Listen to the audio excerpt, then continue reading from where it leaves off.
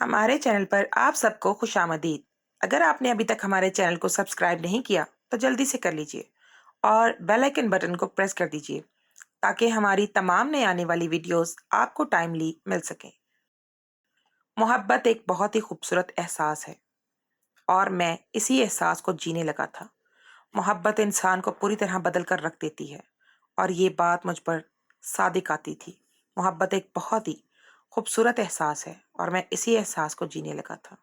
محبت انسان کو پوری طرح بدل کر رکھ دیتی ہے۔ صحیح ہے، مجھے ایک حسین لڑکی سے محبت ہو گئی۔ ہر وقت وہ میرے دل اور دماغ میں رہتی تھی۔ میں نے اپنے دل اور دماغ میں محبت کے اس جذبے کو محسوس کیا تھا۔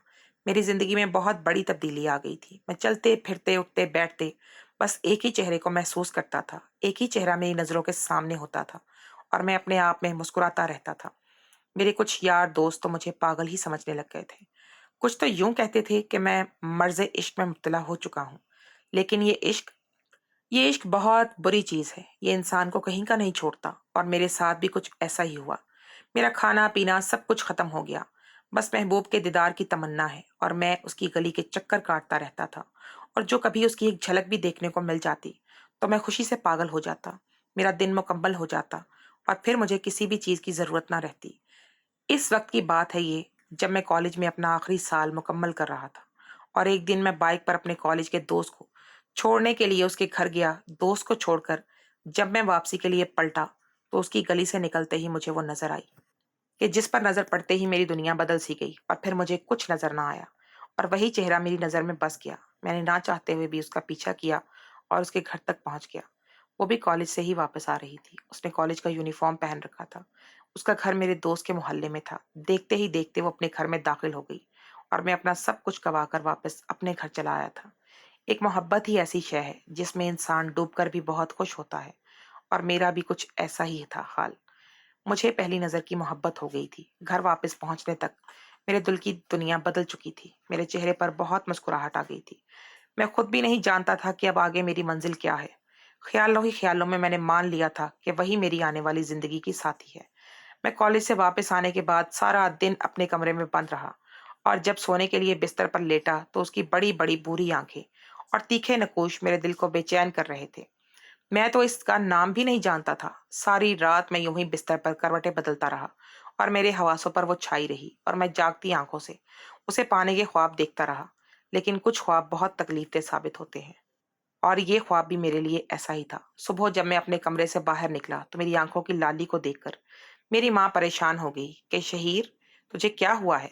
تو کل بھی سارا دن کمرے میں بند رہا اور اب بھی تیری حالت عجیب سی ہو رہی ہے۔ آج تجھے کالج جانے کی بھی ضرورت نہیں ہے کہ آرام کر۔ میں اپنی ماں کا بڑا بیٹا تھا اور میری ماں مجھ کو شدید محبت کرتی تھی۔ وہ میری ذرا سی تکلیف پر پریشان ہو جایا کرتی تھی اور ابھی بھی ان کا حال ایسا ہی تھا۔ اماں کی بات سن کر میرا چھوٹا بھائی حارث زور زور سے ہنسنے لگا۔ وہ اماں کو چڑھاتے ہوئے کہنے لگا کہ آپ تو شہیر کو لڑکی بنا کر چھوڑیں گی، اس کی کوئی بیٹی نہیں ہے نا، اس لیے آپ کو شہیر میں بیٹی نظر آتی ہے۔ اماں نے سیدھی چپل اتار کر حارث کی طرف پھینکی تو وہ اور زور سے ہنسنے لگا۔ میں نے اماں سے کہا کہ امی، حارث ٹھیک کہہ رہا ہے، میں اتنا بھی نازک نہیں ہوں کہ ذرا سی باتوں پر تو گھر بیٹھ جاؤں۔ آپ کا بڑا بیٹا ہوں اور پڑھ لکھ کر مجھے آپ کا سہارا بننا ہے۔ ابو تک جب تک پردیس میں رہ کر ہمارے خرچے اٹھائیں گے، میں جلد سے جلد اپنے پیروں پر کھڑا ہو جاؤں اور ابو کو ہمیشہ کے لیے واپس بلوا لوں۔ ہماری خاطر ابو نے ساری زندگی تنہا گزار دی ہے۔ میری بات سن کر امی کی آنکھوں میں آنسو آنے لگے۔ میں نے آگے بڑھ کر اپنی امی کو گلے سے لگا لیا۔ میں جانتا تھا کہ ہم دونوں بھائیوں کے بہتر مستقبل کے لیے امی اور ابو نے اپنی ساری زندگی قربان کر دی ہے۔ میں ناشتہ کر کے گھر سے نکل آیا، لیکن آج میری منزل میرا کالج نہیں تھا بلکہ اس لڑکی کا گھر تھا جہاں کل میں اپنا دل چھوڑ آیا تھا۔ مجھے ایسا محسوس ہو رہا تھا کہ جیسے اس کے دیدار کے بغیر میرا دن ادھورا رہ جائے گا۔ میں اس کی گلی کے کونے پر پہنچا ہی تھا کہ میں نے اسے کالج جاتے ہوئے دیکھا اور آہستہ آہستہ اس کے پیچھے بائک لے کر چل پڑا۔ میں نہیں چاہتا تھا کہ وہ میری موجودگی کو محسوس کرے اور اس وقت ویسے بھی گلیوں میں رش ہوا کرتا تھا، اسی لیے اسے میری موجودگی کا احساس نہ ہوا۔ وہ ہمارے ہی کالج کے برابر والے گرلز کالج میں پڑھتی تھی۔ میرے لیے اب اسے دیکھنا بہت ہی آسان ہو گیا تھا کیونکہ ہمارے اوقات بھی ایک ہی تھے۔ اس کی خوبصورتی ایسی تھی کہ میں چاہ کر بھی اسے نظر نہیں ہٹا پا رہا تھا۔ ایک طرفہ محبت کا یہ سلسلہ چل نکلا تھا اور میں روز ہی اسے چپکے چپکے سے دیکھتا رہتا تھا، لیکن مجھ میں اتنی ہمت نہ تھی کہ میں اسے اپنی محبت کا اظہار کرتا۔ میں بھی ایک طالب علم تھا اور اسے کسی بھی قسم کی عہد و پیمان کر نہیں سکتا تھا۔ मैं चाहता था कि पहले मैं किसी काबिल हो जाऊं और फिर उसके घर रिश्ता भेजकर इज्जत से उसे अपनी जिंदगी में शामिल कर सकूं। लेकिन मेरी खोई हुई हालत ने मेरे दोस्तों को बहुत कुछ याद करवा दिया, और वो जानना चाहते थे कि वो कौन सी हसीना है जिसने मेरे होश उड़ा दिए हैं। लेकिन मैंने अपने दोस्तों को एक लफ्ज भी ना बताया, क्योंकि मैं इस लड़की से सच्ची मोहब्बत करता था और यूं अपने दोस्तों के बीच में उसे बेआबरू नहीं करना चाहता था। मुझे खुद भी उसका नाम तक नहीं मालूम था, ना ही मैंने उसके बारे में कुछ ज्यादा जानने की कोशिश की। बस मैं उसे देखकर खुश हो जाया करता था। 2 माह से ये सिलसिला यूं ही जारी था कि जब मुझे शदीद बुखार हो गया और मैं 4 दिन कॉलेज न जा सका। वो दिन मेरे लिए बहुत ही मुश्किल थे। उसके दीदार के बगैर मेरे लिए सांस लेना भी मुहाल हो गया था। 5वें दिन बहुत मुश्किल से मैं बिस्तर से उठकर खड़ा हुआ और कॉलेज जाने की तैयारी करने लग गया था। बीमारी में भी कॉलेज जाने की बात कर रहा हूँ, लेकिन मैंने अम्मी से कहा कि कॉलेज मेरे पेपर्स होने वाले हैं और अब मैं मजीद छुट्टियां नहीं कर सकता। अम्मी की नाराजगी को नजरअंदाज करते हुए मैं कॉलेज जाने के लिए निकल पड़ा।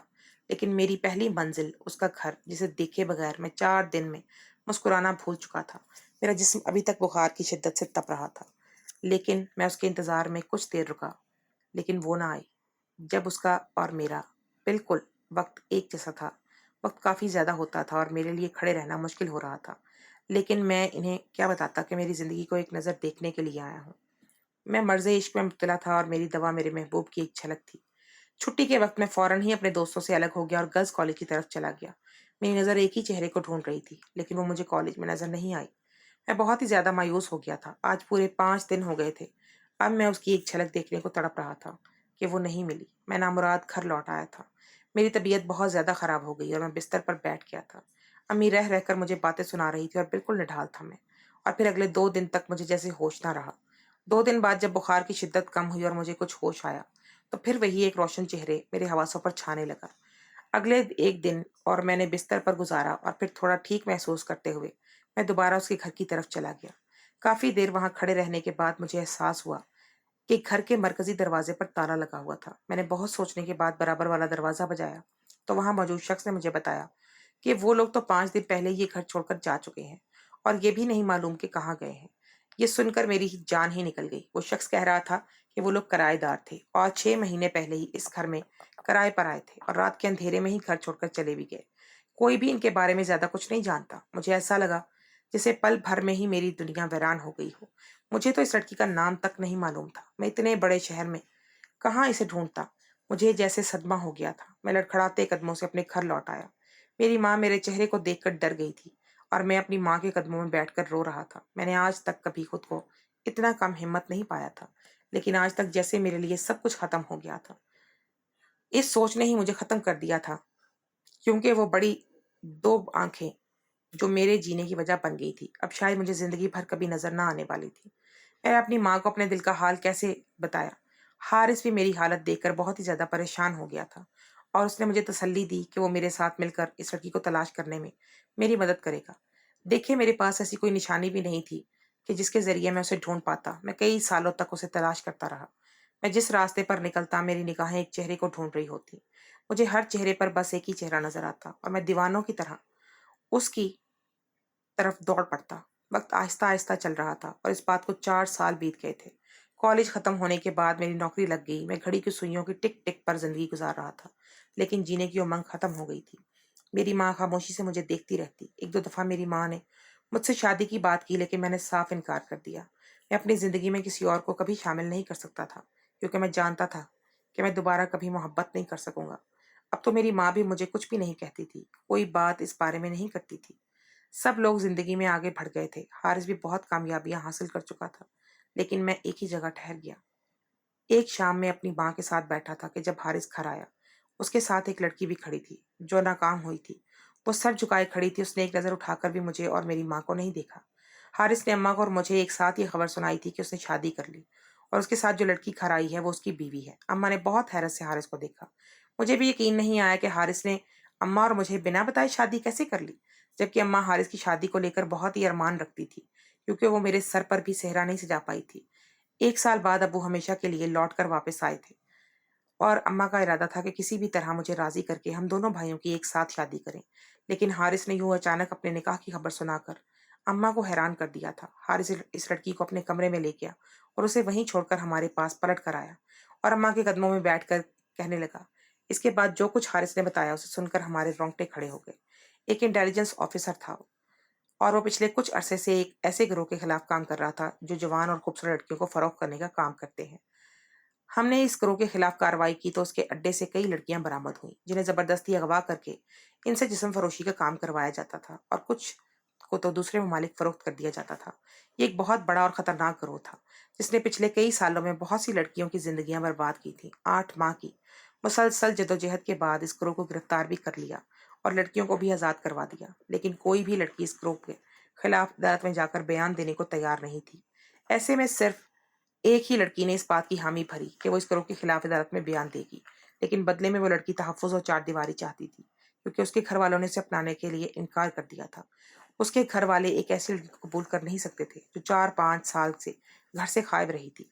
حارث کہہ رہا تھا کہ اس نے مجبوری میں یہ نکاح کیا، ایک دفعہ یہ کیس ختم ہو جائے تو آزاد کر دے گا اسے۔ بھائی کو اسے گھر لانا بہت ضروری تھا۔ یہ بات سن کر ماں نے حارث کے سر پر ہاتھ رکھ کر اسے دعا دی تھی کہ اللہ اسے اس کے مشن میں کامیاب کرے۔ وہ ایک نیک مقصد کے لیے کام کر رہا تھا، اس لیے اماں کو اس کے اس طرح نکاح کرنے پر کوئی اعتراض نہیں تھا۔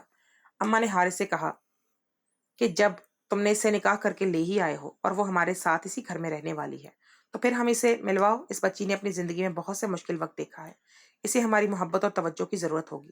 ماں کی بات پر حارث نے مسکرا کر اس لڑکی کو آواز دی، فاطمہ میرے گھر والے تم سے ملنا چاہتے ہیں، اگر تمہیں کوئی اعتراض نہ ہو تو یہیں چلی آؤ۔ وہ لڑکی حارث کے کمرے سے اٹھ کر ماں کے پاس چلی گئی اور جیسے ہی اس نے اپنا نقاب ہٹا کر اماں کو سلام کیا تو میرے جسم سے جان نکل گئی۔ فاطمہ نے بھی ایک نظر میری طرف ڈال لی کہ آنکھوں میں شناسائی نظر آئی۔ یقیناً وہ مجھے پہچانتی تھی اور میں تو تھا ہی اس کا دیوانہ، تو اسے کیسے نہ پہچانتا۔ وہ کوئی اور نہیں بلکہ وہی لڑکی تھی جس کی اتنی جوانی کی خوبصورت دن ماتم میں گزر گئے تھے۔ میں نے حیرت سے اسے دیکھا، میں سوچ بھی نہیں سکتا تھا کہ اتنے سالوں بعد وہ اچانک یوں میرے سامنے آ جائے گی، اور اس سے بھی زیادہ تکلیف مجھے اس بات کی ہو رہی تھی کہ وہ میرے بھائی کے نکاح میں تھی۔ اس کی نظر بھی میرے چہرے پر ٹک گئی، ہم دونوں ایک دوسرے کو دیکھ رہے تھے۔ خود بخود ہی میری آنکھوں سے آنسو ٹوٹ کر گرنے لگے تھے۔ حارث اور اماں نے ہم دونوں کو بہت حیرت سے دیکھا۔ حارث ایک انٹیلیجنس آفیسر تھا اور اس سے پہلے وہ میرا بھائی تھا۔ وہ میری حالت دیکھتے ہی سمجھ گیا تھا کہ معاملہ کیا ہو سکتا ہے۔ اس نے بے یقینی سے پوچھا کہ بھائی کیا فاطمہ ہی میری لڑکی ہے جس کے لیے آپ نے اتنے سال شہر بھر کی خاک چھانی ہے؟ میں نے فوراً ہی سر ہلایا۔ فاطمہ نے بھی نظریں جھکا لی تھی، اس کی بھی آنکھوں سے آنسو گرنے لگے تھے۔ میں نے فاطمہ کو بتایا کہ میں کتنے سالوں سے اسے تلاش کر رہا تھا اور میں نے کس طرح اس کے پیچھے پیچھے کالج سے گھر تک جایا کرتا تھا۔ فاطمہ کہنے لگی کہ وہ یہ بات جانتی تھی کہ میں اس کا پیچھا کیا کرتا تھا، لیکن اس نے کبھی خود سے پلٹ کر مجھے نہیں دیکھا تھا۔ وہ کہہ رہی تھی کہ اسے دیکھنے والے لڑکے اس کی خوبصورتی کو لے کر ہی کوئی نہ کوئی جملہ اس کی طرف اچھالا کرتے تھے، لیکن میں اس کی زندگی میں آنے والا وہ لڑکا تھا جس نے کبھی اسے پریشان نہیں کیا، اور اس بات کی وجہ سے فاطمہ مجھ سے بہت زیادہ متاثر تھی اور اس کے دل میں بھی میرے لیے جذبات پیدا ہو گئے تھے۔ فاطمہ نے بتایا کہ ایک دن وہ کالج سے واپس آ رہی تھی اور اس دن میں اس کے پیچھے نہیں تھا۔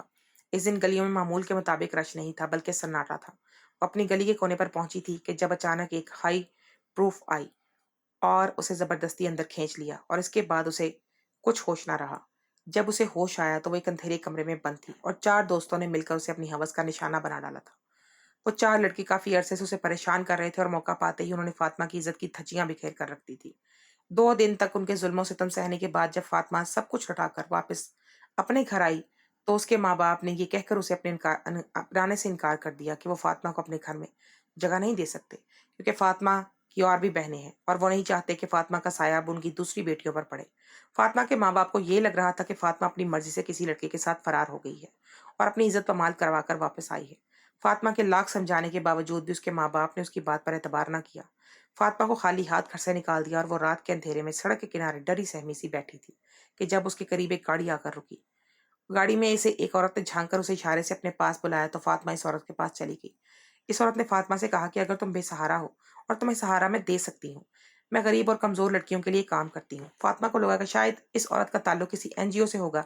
فاطمہ کے پاس ویسے بھی رہنے کا کوئی ٹھکانہ تو تھا نہیں، اس لیے اس عورت کی بات پہ یقین کر کے فاطمہ اس کے ساتھ گاڑی میں بیٹھ گئی۔ وہ عورت اسے اپنے ساتھ ایک ایسی جگہ لے گئی جہاں کوئی عزت دار لڑکی قدم رکھنے کا تصور بھی نہیں کر سکتی۔ وہ طفائفوں کا ایک علاقہ تھا جہاں وہ رقص و سرور کی محفلیں سجایا کرتی تھی اور خوبصورت لڑکیاں ساری رات گھنگرو باندھ کر عیاش مردوں کے درمیان رقص کرتی تھی۔ جس مرد کو جو لڑکی پسند آتی وہ اسے ایک رات کے لیے خرید کر اپنے بستر کی زینت بنا لیتا۔ فاطمہ کہہ رہی تھی کہ اس دن مجھے اندازہ ہوا کہ میں ایک اور خوبصورت لڑکیاں ساری رات بھول باندھ کر عیاشی مردوں کے درمیان میں رقص کرتی۔ فاطمہ کہہ رہی تھی کہ اس دن مجھے पता चल गया कि मेरी खूबसूरती मेरी बदबख्ती है। वो पहला दिन था जब मुझे उस बात का पूरी तरह एहसास हुआ कि मुझे अपनी खूबसूरती को पर्दे की ज़ीनत बनाकर रखना चाहिए था, और क्योंकि मैंने कभी खुद को छुपाने की कोशिश नहीं की, शायद इसीलिए मैं इस मुकाम तक पहुँच गई। मेरे रोने-धोने, चीखने-चिल्लाने का कोई फ़ायदा नहीं हुआ था, और मुझे इस कोठे पर रक़्स करने वाली लड़कियों के दरमियान ज़बरदस्ती शामिल किया गया। इसके बाद आने वाली हर रात मेरी ज़िंदगी में किसी क़यामत से कम नहीं थी। कई दफ़ा मैंने सोचा कि मैं वहाँ से फ़रार हो जाऊँ, लेकिन मैं जाती भी तो कहाँ जाती, कि माँ-बाप ने तो मुझ पर भरोसा भी नहीं किया, और अब तो मेरी पूरी तरह बर्बादी हो गई थी। मेरे माँ-बाप ने अपनी बाकी बच्चियों के मुस्तकबिल बचाने के लिए मेरी पूरी ज़िंदगी दाँव पर लगा दी थी। इसके बाद मेरी फ़रोख्त का सिलसिला शुरू हो गया। हर आदमी मुझे खरीदता और इस्तेमाल करने के बाद आगे फ़रोख्त कर देता। कई सालों से मैं इसी भंवर में फँसी हुई थी, और अब जाकर मुझे इस भंवर से रिहाई मिलने वाली है। और मैंने आपके भाई से निकाह भी इसीलिए किया था कि मैं खुद को महफूज कर सकूं, क्योंकि अब तक मैं बहुत दफ़ा अपना आप गवा चुकी हूँ। फातिमा अपनी कहानी सुनाकर खामोश हो गई थी, और मैं इसकी तकलीफ सुनकर रो रहा था। मेरी माँ का भी ऐसा ही हाल था। अगर फातिमा के घर वाले इसे इस तरह घर से ना निकालते, तो शायद इसकी ज़िंदगी में ऐसा वक्त कभी ना आता, और मैं इसे बहुत पहले ही अपना हमसफ़र बना चुका होता। लेकिन तकदीर को जो मंजूर होता है वही होकर रहता है, और फातिमा के नसीब में भी ये स्याह बख्ती लिखी हुई थी। अदालत में केस चल रहा था, और हारिस ने अदालत में फातिमा का बयान रिकॉर्ड करवा दिया था। हारिस की फातिमा से पहले भी बात हो चुकी थी। वो ये केस खत्म होते ही उसे तलाक दे देगा। इसीलिए जैसे ही तमाम मुजरिमों को सजा हुई, तो फातिमा ने हारिस से कहा कि वह उसे आज़ाद कर सकता है। हारिस ने फातिमा से कहा कि मैं तुम्हें आज़ाद कर दूंगा, लेकिन अब तुम हमारे घर से कहीं नहीं जाओ। हम धूमधाम से तुम्हारी और शहीद की शादी करेंगे। तुम्हारी पूरी तरह इनसे भी कोई गुजरे साल अजियत में ही काटे हैं इन्होंने, और अब तुम दोनों का हक है खुशियां तुम्हारा मुकद्दर बने। इतने दिनों में फातिमा ये बात जान गई थी कि मैं उसकी खातिर कितने साल तनहा गुजार चुका हूँ, लेकिन उसका कहना था कि वो एक ऐसी लड़की है जो इज्जत किसी की मर्द की जिंदगी में शामिल होने के काबिल नहीं। फातिमा की बात सुनकर मैंने उसके हाथ थाम लिया और उसे यकीन दिलाया कि मैं जिंदगी भर इसे अपनी पलकों पर बिठा कर रखूंगा। जो कुछ भी उसके साथ हुआ था, इसमें उसका कोई कसूर नहीं था, और मैं उसके माजी के बारे में कोई बात करना नहीं चाहता था। फातिमा की आंखें नम होने लगी थी, और कुछ ही दिनों बाद मेरी और फातिमा की शादी हो गई थी। शादी की रात वो दुल्हन के रूप में पहले ही ज्यादा हसीन लग रही थी, और हम दोनों की जिंदगी का एक नया सफर शुरू हो गया था। माजी की तल्ख यादों को याद करने का कोई फायदा नहीं था, और ना ही हम दोनों ने आने वाली जिंदगी में कभी माजी को दोहराने की कोशिश की थी। फातिमा के घर वालों ने जो गलती की थी, उसकी वजह से फातिमा ने बहुत बड़ी सजा काट ली थी। फातिमा ने पूरी तरह पढ़ना शुरू कर दिया था, जान गई थी कि पर्दा औरत की खूबसूरती में मजीद इजाफा करता है और जमाने की गंदगी की नजरों से भी महफूज रखता है। बापर्दा औरत की माशरे में इज्जत होती है। दोस्तों, आपको हमारी कहानी कैसी लगी?